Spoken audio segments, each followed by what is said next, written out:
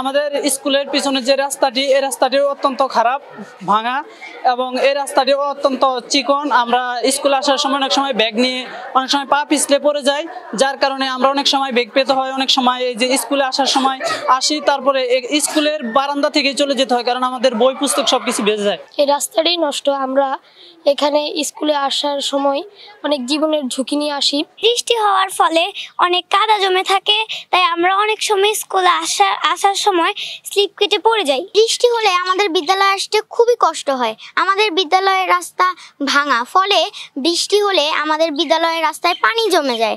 সেই পানির মধ্যে স্লিপ খেয়ে আমরা অনেকেই পড়ে যাই অনেক সময়। আমাদের রাস্তাটা একটু ভাঙা, আমাদের রাস্তাতে কষ্ট হয়। এখানে বড় একটা পুকুর আছে, অনেক সময় আমরা পা পিছলে পড়ে যাই, যার কারণে আমরা ক্লাস করতে পারি না। আমাদের আবার বাসায় ফিরে যেতে হয়। অনেক সময় আমাদের বইপত্র পানিতে পড়ে যায় আর ভিজে যায়। কখনো কখনো শিক্ষার্থীদের রাস্তাটি থেকে পড়ে গিয়ে বইপত্র সব পানিতে ভিজে যায় এবং তারা বাসায় চলে যায়, এবং যারা আসে তারা অত্যন্ত ঝুঁকি নিয়ে আসে।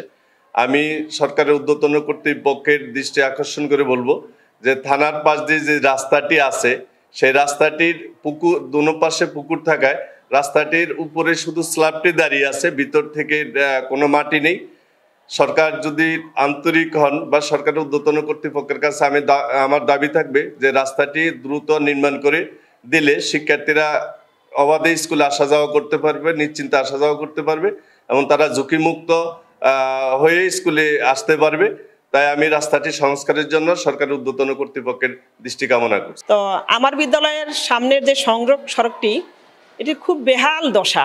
রাস্তার উপরে কিছু বড় বড় গাছ থাকাতে সেই গাছের শিকড়ের জন্য কোনো যানবাহন এখানে ঢোকে না। আমি কর্তৃপক্ষের কাছে আকুল আবেদন করছি যাতে আমার বিদ্যালয়ের সংযোগ সড়কটি দ্রুত মেরামত হয়।